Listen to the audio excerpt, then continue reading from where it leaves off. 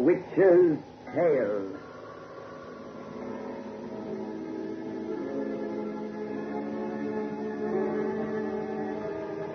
The fascinations of the eerie, weird, blood-chilling tales told by old Nancy, the Witch of Salem, and Satan, her wise black cat. They're waiting for you, now.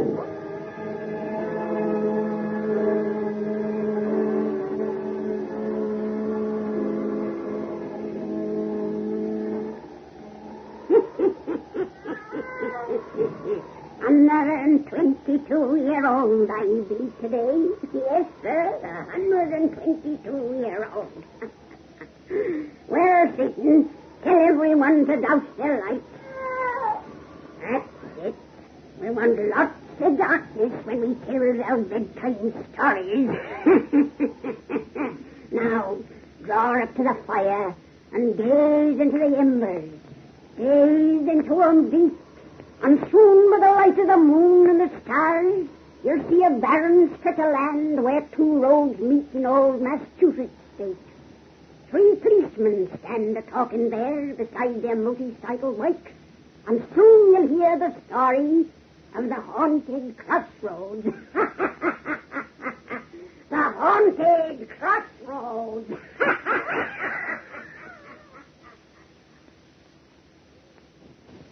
Sure you're not scared to have us lady here alone, Tom? Of course he's scared, Sergeant. Look at his knee shaking. I'll probably yell for help the minute you guys get out of his sight. Sure, Gene. I don't think he is properly frightened. I guess not. Well, if he sees any spooks, he can't say we haven't warned him. Seriously, boy, you'll keep your eyes peeled for other scenes and ghosts on this patrol. You bet I will, Uncle Pat. And I hope it's my luck to have the skunk who knocked up Smith and Barclay here start something with me. Well, I hardly think that'll happen.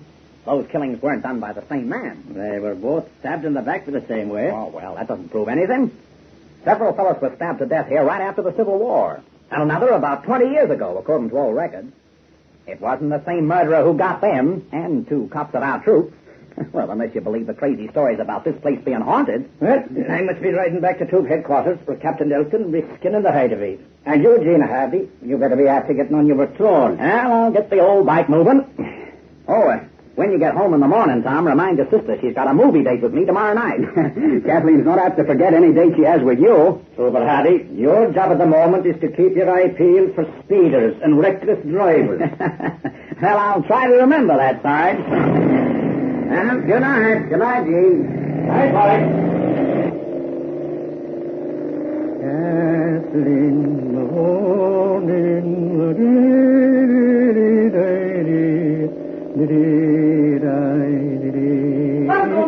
What's that?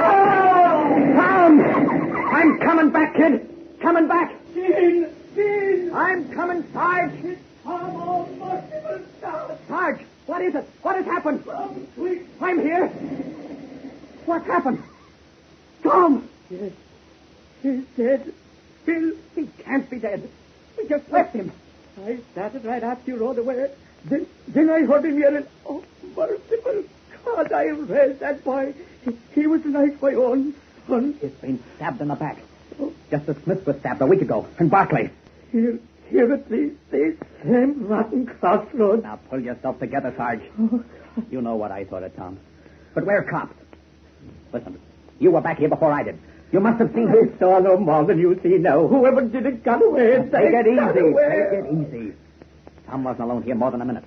No one could have gotten to him across these open fields and then away again between the time I left and come back. Yet I saw no one but him and you. What was that? A woman's laugh. A woman's laugh.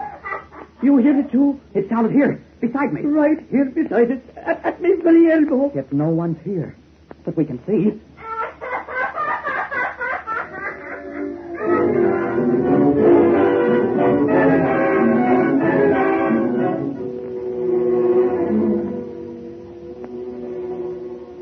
An invisible woman. That's the craziest part of your whole crazy story. But we did hear it, Captain Elton. It's true, so help me. But there wasn't any woman, by your own confession. You said you searched and couldn't find her. We looked everywhere around, sir. But there's no place there for anyone to hide. And like the hicks around here, you've come to the conclusion those old crossroads are haunted. A female ghost stabbed Tom Fallon with a very ungodly steel knife, I suppose, which she carried away with her because you couldn't find it either. That's a fine way for two policemen to explain a murder. We're only telling you what really happened. But it couldn't have happened. Just the same it did. Now, look here, sir. Tom Fallon was my closest friend. I'm engaged to marry his sister. And Sergeant McGee here is his uncle. You don't think we'd lie to you when Tom's dead body lies out there in the squad room? He was like me own son. Oh, here, Sergeant Pat. Sit down. I'm sorry I have to pound at you like this. But Tom is the second of the troop that has been killed inside a week. At the same place. In the same way. And last year we found Barkley dead there. 3 policemen stabbed to death and we haven't a single lead to the rat who did it. You think the same person killed them all, sir? Yes, and that person's a man. Not a laughing, invisible woman. A man with strength enough to kill with a single blow. Hardy, you say Fallon wasn't out of your sight for more than a few minutes before you heard him scream. Well, I'd only passed the first turn south of the crossroads, sir. A minute and a half at most. And you got back to him in about half that time. How about you, Sergeant McGee? I let Tom right after Trooper Halley rode away, sir, and headed north. And neither of you saw any vehicles approaching from the east or west, nor past any? No, sir. There was no traffic at all. Then, in the 70 or 80 seconds that Fallon was alone, someone ran across that completely open space, drove a knife into Tom Fallon's back, and then ran away again. It's crazy, but that's the way it must have happened. It's the only way it could have happened. It didn't happen! It's impossible! The world's greatest sprinter couldn't have covered the necessary distance in that short time, and a running man must make a little noise. Yet Fallon saw and heard nothing until a knife was in his back. You're lying to me, both of you. By the Lord, if I didn't know how close you were to the boy, I'd say you bumped him off yourself. Captain L. Don't say that, don't. Oh, I'm sorry. I don't mean that, of course. But unless you fellas change your story, the coroner's jury is going to ask some mighty embarrassing questions. You've established yourselves as the only persons in the vicinity who could have come close enough to Fallon. No one's going to think we had anything to do with this when they recollect those other killings at the crossroads. Even if they won't believe we heard that woman laugh. You've forgotten, Captain, that Tom is the third to die out there. By the same man's hand, you say. Last week when Smith was killed, Sergeant McGee and I were on duty with you in this station from the time Smith left here until his body was found. And when Barclay got here a year ago... Then, George, you and I were up in Maine Torres doing some fishing. Don't you remember? And Jean here. And I was serving a motorcycle escort for the governor. Now, no one will question that alibi. Yeah, you're right. But if you've told me the truth about tonight, what's the answer? I didn't have to listen to such a nutty yarn about Smith's and Barclay's murders, for no one was near him when it happened. They'd been dead for hours when found. Oh, excuse me, boys, the things I've said. If I don't find someone to pin these stabbings on pretty soon, I'll be believing those damn crossroads are haunted. That's all. Just a minute. Tom? Miss Fallon was here, sir. Bring her in. Yes, sir. Does she know her brother is... No. I telephoned her to come down here. That's all. You'd better break the news, Pat. You're her uncle. No, not me. I can't even see her now. Let me out this other door before she... Quiet, here she is. Captain Nelson, why did you telephone me to come down here? Uncle Pat, why are you here? What's wrong? Let me out of here. Let me out. Uncle Pat, it's Tom. Something's happened to Tom. Don't look at me. I don't know anything about it, Kathleen, dear. Miss Fallon. Tom was posted at the crossroads tonight. He's been killed there, like the others. Yes. Your brother is... Tom. Oh, Tom. Dearest Kathleen. Let me out of here, or let me out. Oh, Pat. I can't bear to hear her cry like that. I can't bear to have her eyes upon me. She has eyes like Tom, and they accuse me. They accuse me. Accuse? Before God, I swear I didn't mean to kill him. You? Yes, I killed him. I didn't tell you the truth. I never left him at his post at all. I killed the boy I loved because something from the blackest hell got into me. I stabbed a knife into his back because I couldn't help myself. I was made to do it. No, I'll pay for what I've done. Don't let him get his gun! He shot himself. Uncle Pat. He's dead. Tom Fallon's murderer has just killed himself. He stabbed my brother. Oh, no, he couldn't. You heard what he said, Miss Fallon. But who killed Smith and Barclay? McGee couldn't have done that. No. Why did he say he couldn't help himself? That he was made to kill his nephew? And what was the meaning of that woman's laugh I heard? You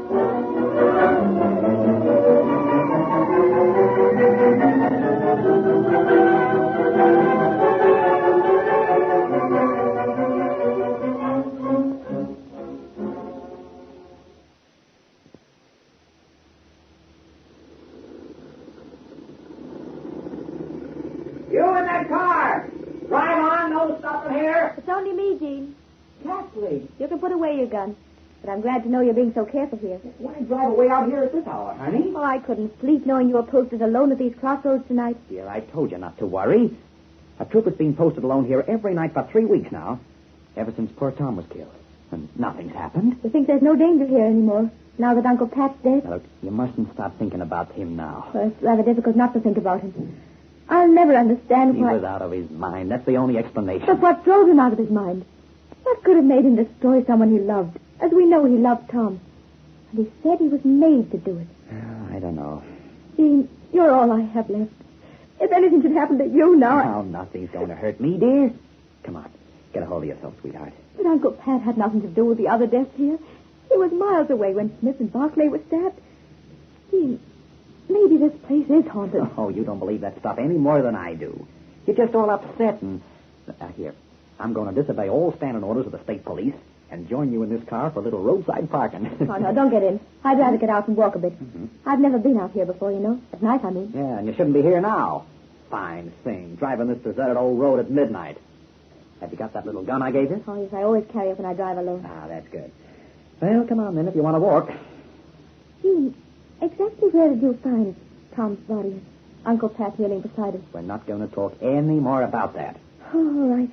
It really wouldn't do me any good to know. It's such a gloomy spot here. No cars passing, no road lamps. These are just old county roads. No state trooper had to patrol here regularly until... Until after Frank Barclay was found stabbed here. Oh, Kathleen. I want to talk about it, Jean. I loved Uncle Pat. He was a good man, not a killer or a maniac. And I've got to find out what made him do the thing he did. Find out what made him say he couldn't help himself. Uncle Pat was in Maine when Frank Barclay was killed. Tell me about that. Well, all I know is that Barclay didn't report on schedule. When they found him, he'd been dead for several hours. And then Smith, just a week before Tom. Like Barclay, he'd been dead for a long time when found. But Uncle Pat couldn't have done it. Oh, he wasn't out of my sight, and that of a dozen others at any time that night. Well, after that, Captain Elton made this a fixed post. Oh, I can't understand it. Neither can anyone else. And 70 years ago, the papers say, a town constable was stabbed here, and another constable about the time when we were children. That makes 5. All policemen. Screwy, all right. But you mustn't think about it anymore, dear. And, look, don't worry about me. Look around here. There's nothing but open spaces, sand and grass, and 2 level, hard dirt roads. Why, there isn't a bush or stone big enough for a cat to hide behind, let alone a man with a knife. No one could come close to you here, except someone you knew and trusted. As Uncle Pat was trusted by Tom. As you trust me. That's enough nonsense now. Go home, go to bed, and sleep. Yes, and keep that little automatic of yours handy on the way. Night driving's no business for a woman. I wish you'd let me stay. Not a chance. You want me to lose my job? That's what happens to cops who entertain ladies during business hours. But it's so gloomy here. So silent and eerie. It looks like a haunted place. Oh, bunk. Here, give me a kiss and say goodnight. Oh, Jean, I can't lose you. You're not going to. I'm safer here than I'd be in a church. What was that? A woman laughing. That's what I heard the other night. Look there. A woman's in the road. She wasn't there a moment ago. I'll soon find out. Jean, come back here. Stay in the car, Kathleen. You in the black dress. I want to talk to you. No, don't follow her, Jean. Come back. Wait, I tell you, whoever you are. Don't walk away from me. I'm an officer. Don't do it. Don't do it. No. Don't let her touch you, Jean. Keep away. She disappeared. She vanished as I watched her. Where did she go to? Come back here, Jean. Come back. Come back. I'm coming. What happened to that woman? I'm coming. Jean, what's happened to you? I've got to do it. Why do you stare at me like that? Got to do it. Got to do it. Why are you opening that pocket knife? I can't help myself. Can't help myself. You look as though you didn't know me.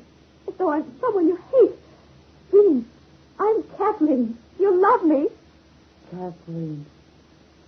Love. Don't come any closer. Keep away. Kathleen. Love. You're done, Kathleen. Shoot me before I reach you. Shoot me. It's the only way to stop me, but I can't help myself. No. Just shoot me or I'll kill you with this knife. Oh, you're mad. Shoot! Shoot, I say, before I drive this knife into your back. Oh, may God forgive me. It's the only way. I've got to, Keith. I've got to.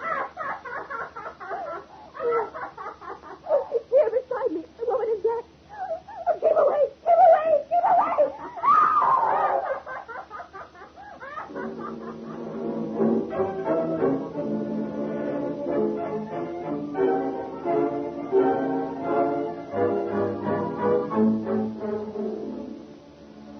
Go on, Miss Fallon.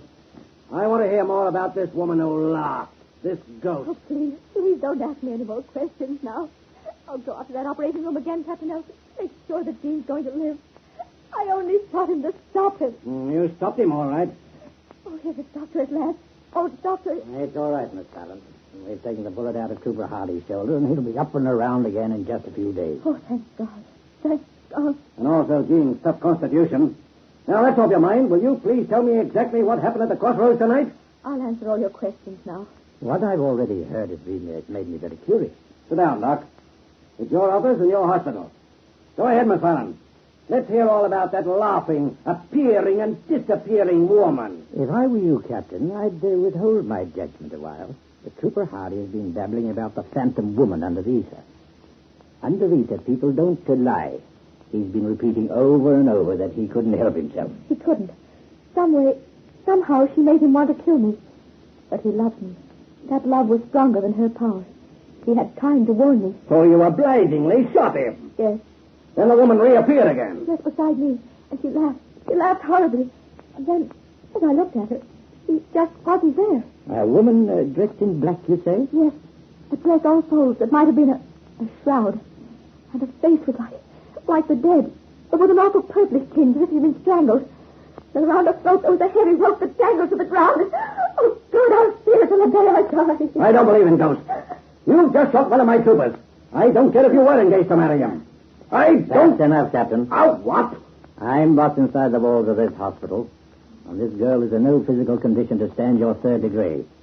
Besides, I think she's telling the truth. The truth? Why not? We can't call a thing a lie simply because we don't understand it. And have you any better explanation than we've heard for the tragedy at those old crossroads? You don't think anything supernatural? I think something that has lived beyond the span of ordinary human life is responsible. Remember those almost forgotten cases the newspapers have searched out? The man who was stabbed there in 1865? That other chap in the early 1900s? One of the reporters told me they'd discovered several more crossroads stabbings in the records. A peace officer was killed there in Andrew Jackson's time. And a member of the watch was stabbed when Washington was president. Oh, policeman. By Jove. I hadn't thought of it just in that light. Miss Fallon, you say the phantom woman had a rope round her neck? Yes, a thick rope tied with a heavy knot. A hangman's rope. And at the crossroads in the early days, criminals were hanged and buried. What's that got to do with it? Maybe a lot more than you think. Excuse me, Captain. Leave a chair aside so that I can get to that bookcase. What? I want to find something. Something I've read and more than half forgotten. Policemen, officers of the law. They've been the only ones to die at those crossroads where a gallows tree once stood. Oh, that's a coincidence. But you must admit a strange coincidence. Here's the book. An old history of this county. History? Here it is. I knew I read it somewhere. Look. What is it, Doctor? I'll read it to you. Listen. On that 13th day of August, 1721, by order of the King's Governor, a gibbet of good, stout oak had been erected at Berkeley Crossroads. That's the old name of our place, Captain Elton. Go on reading. And there the criminal, Goody Fairfax, was taken, still protesting her innocence of the foul crimes that had jeweled her tears. No, I swear that I'm innocent. The officers have lied. Hold more tightly on her, Peter, so I can fix this rope round her scrawny neck. Let me go. You cannot kill me. She wriggles like an ear. Wait no more time. Fall to the babe. No. done no murder. Have mercy. I am innocent, I swear. Hey, you've had a fair trial, old dame, and been found guilty. Then soon be your crime. You'll be buried in the soil of infamy, here beneath this gallows tree. Hey! Oh, you fast-make, sit upon your grave. I not suffer that, I won't. Ah, the rope's fast at last. All is ready, my lord sheriff. When you give the word. Quiet! Quiet! Our lord the king's high sheriff speaks. Nay, I who am about to die this unjust death will speak. Hear me, ye officers of so-called justice, who have decreed this fate for me. As I die innocent of crime, I vow to return from death the murderer you to hang me for. As ye officers of blind lord who visit death on me, so I shall visit death on you, with no more sense of right or pity. You mean to bury me beneath this gibbet, in unhallowed ground, away from God. Whilst I remain away from God, beware. Beware, I warn ye, for not even death will stay my hate. I shall return to bring ye death, ye officers of law. Pull on the rope. Aye. I shall return to bring you death. I shall return. And so, still screaming her threats of ghostly vengeance, the murderess Goody Fairfax was hanged to death. Then the old account goes on. Her body was cut down from the gallows and buried underneath it at Birthby Crossroads. The haunted crossroads. Captain Elton, whether or not you believe in ghosts, it might be a kindly thing if you search for Goody Fairfax's grave, and if you find it, to place her restless bones in hallowed ground. A kindly thing and a wise thing.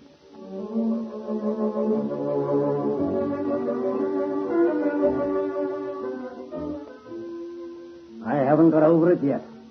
There were human bones, a woman's bones, buried beneath those crossroads. I knew you'd find them if you only persisted in the search. Yeah, he persisted, all right, making us troopers do the digging with me on double shift.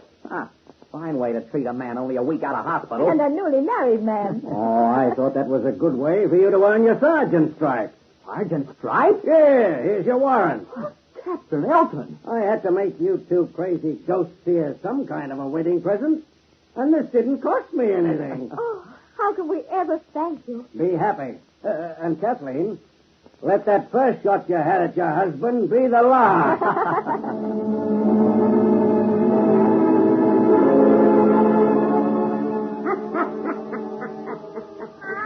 Well, that's the end of that one, Satan.